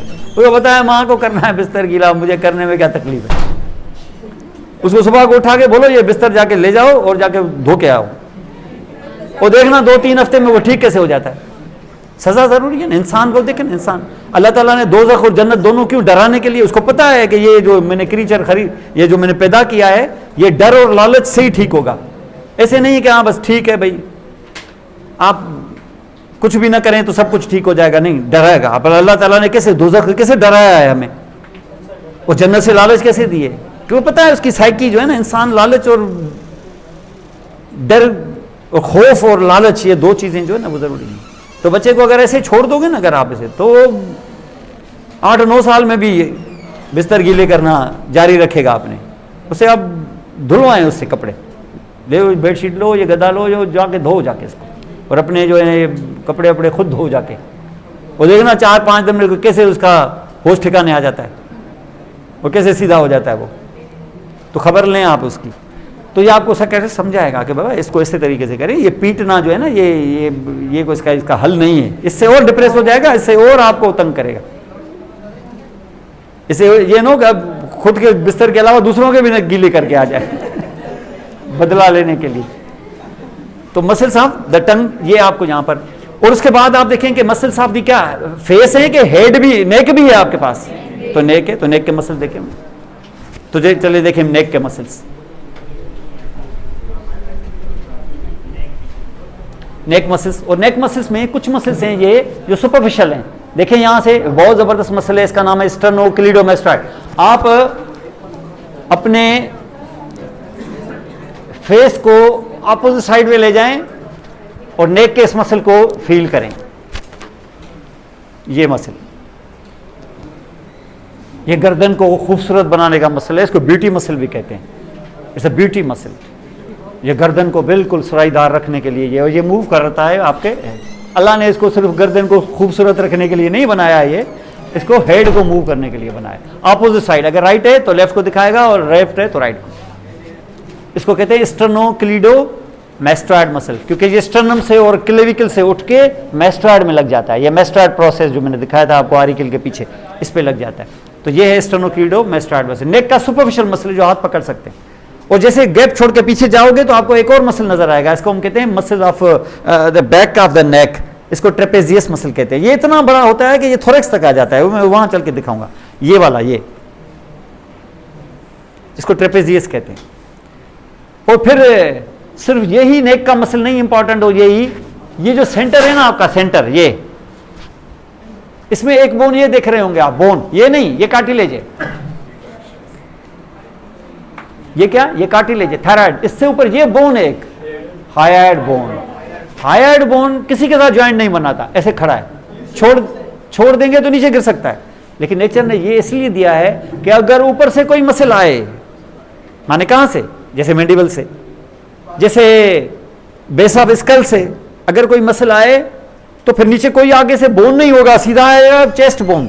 तो उसको नेचर ने यहां एक बोन दिया है, कहां, हायाइड पर। तो मसल लग जाते हैं कहां पर, हायाइड पे। ये देखिए कहां से आ रहे हैं, ऊपर से आ रहे हैं, किसको पकड़ लिया। ऐसे मसल को कहते हैं सुप्रा हायाइड मसल्स। क्या बोलते हैं, सुप्रा हायाइड मसल्स।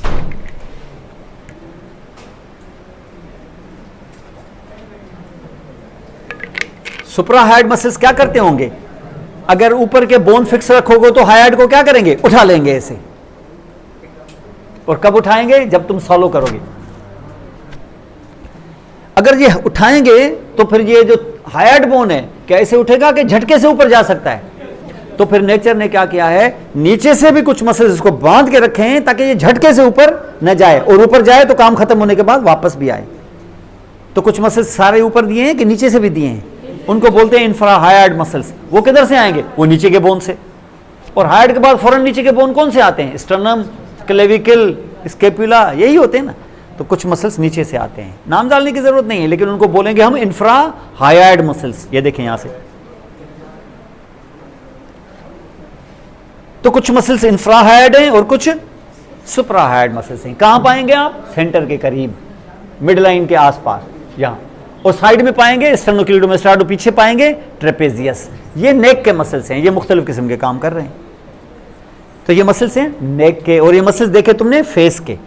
अभी आपने क्या देखा, अब आपने देखा कि फेस पर मसल्स कितने थे, दो groups, skilled, less skilled, unskilled.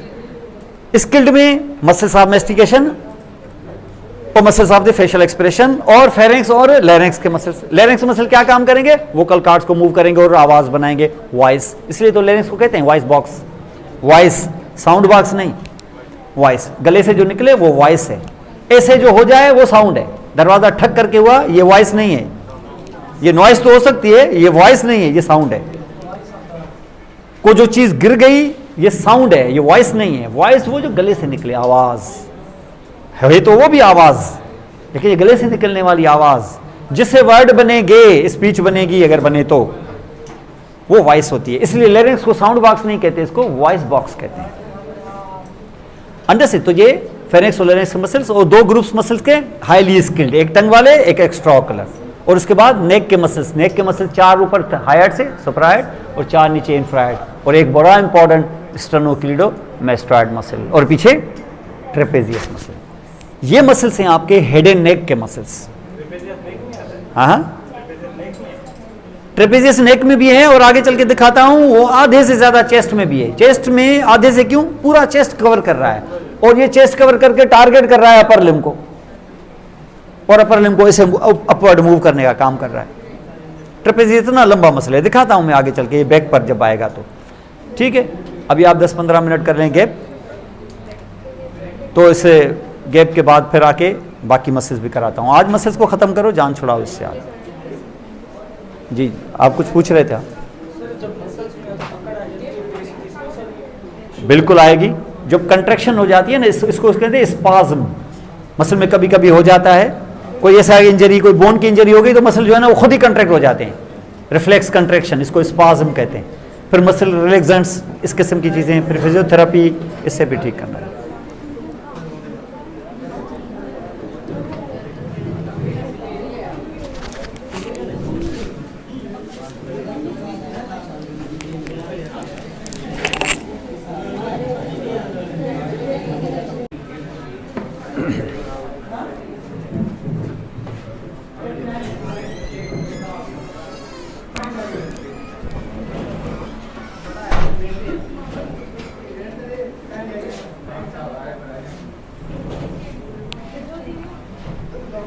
So you are looking at the superficial muscles of the back, and if you look at this, that means you have removed the skin, superficial fascia, and now you are looking at this. Now see this. These are the superficial muscles of the back.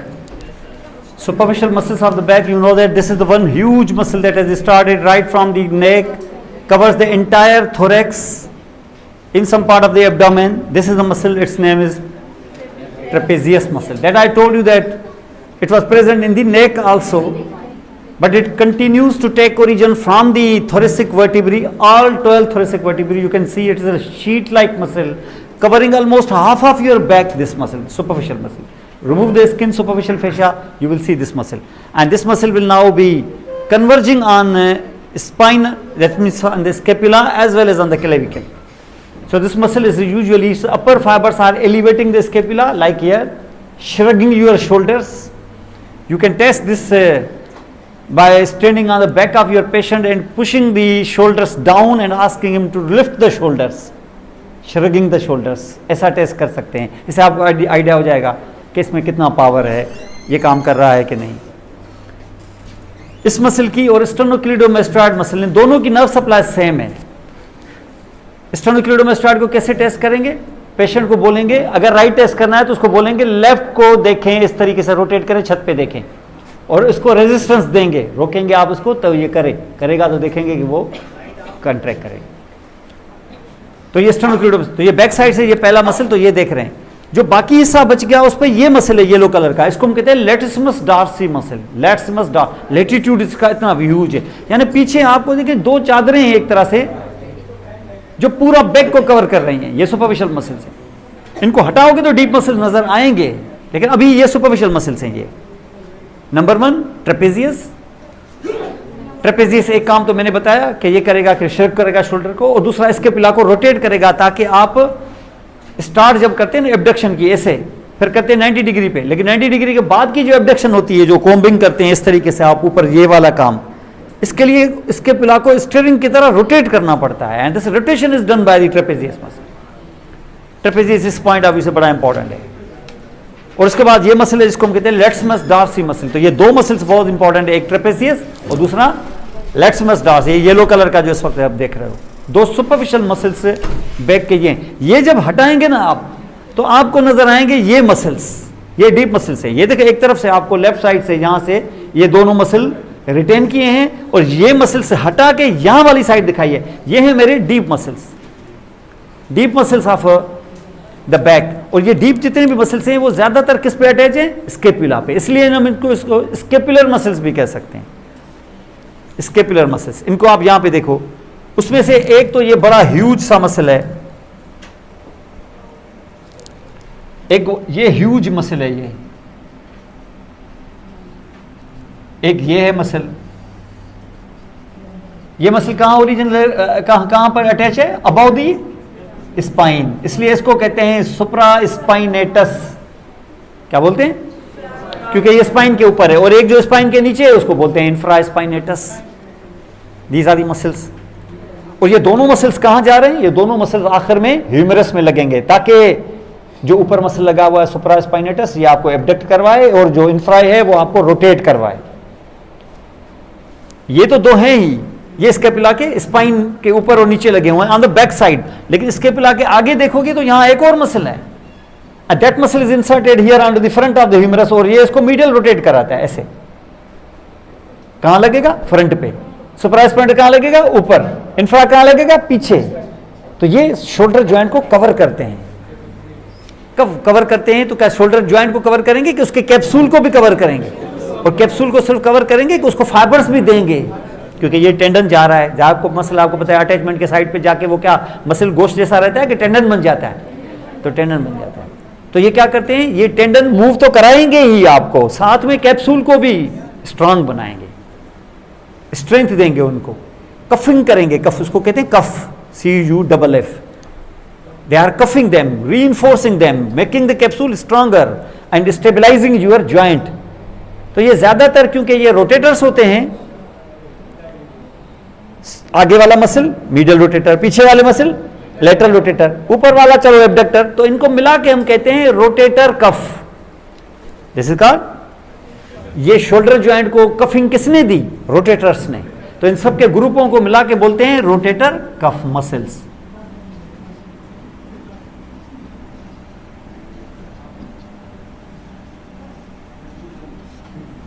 ये rotator cuff कहलाता है, rotator cuff muscles. और इनका उमूमन कभी कभी inflammation हो जाता है, तो यहां पर इन्फ्लेमेशन की वजह से कैप्सूल और टेंडन आपस में गुथम गुथा होकर बहुत थिक सा बना लेते हैं एक कलेक्शन, और जिसकी वजह से मूवमेंट बहुत ही रेस्ट्रिक्ट हो जाती है, जिसको हम उमूमन कहते हैं frozen shoulder. That is called frozen shoulder. Freeze हो गया शोल्डर मेरा, मेरी मूवमेंट नहीं हो रही है। ये ऑस्टियोआर्थराइटिस में नॉर्मली होता है, ये लेडीज में उमूमन देखा होगा, जेंट्स में भी होता है। Osteoarthritis of the shoulder joint due to rotator cuff, tendons इनकी इन्फ्लेमेशन हो जाता है, तो ये हो जाता है क्या, फ्रोजन शोल्डर, इसको फ्रोजन शोल्डर कहते हैं। तो ये मसल्स क्या हैं, ये डीप मसल्स हैं। दीज डीप मसल्स में उसमें ये कुछ मसल्स आपने यहां पे देखे, तो ट्रंक के अंदर बैक साइड से you will see these muscles out of this trapezius and lateral, और इसके साथ साथ कुछ रोटेटर कफ वाले मसल्स, ये मिला के हम इनको कहते हैं the muscles of the back. Trunk में बैक साइड से, लेकिन हमें मसल्स फ्रंट में भी मिलेंगे, चेस्ट में, एब्डोमेन में भी। इसको चल के देखें यहां पर आप। डीप मसल्स अभी मैंने बताया, सुपरा स्पाइनेटस, और ये पीछे बैक साइड से एक लंबा मसल चलेगा मिड लाइन के दो तरफ, बिल्कुल बेल्ट की तरह। वो जो आपके हिप बोन से स्टार्ट हुआ, ये पट्टे की तरह ऊपर आएगा, और इतना स्ट्रेट मसल बिल्कुल, और कैसा, रेक्टेंगल। बेटा बात नहीं करो, रेक्टेंगल की तरह, इसको हम कहते हैं इरेक्टर। अब अगर आपको ये मसल कॉन्ट्रैक्ट करे, तो ये मसल आपको आगे धकेलेगा कि पीछे खींचेगा, तो आप सीधे खड़े हो जाएंगे। ये स्पाइन को क्या करेगा, बैंड करेगा कि सीधा करेगा, समझे, फ्लेक्स करेगा कि इरेक्ट करेगा, इसलिए इसका नाम पड़ गया इरेक्टर स्पाइनी मसल।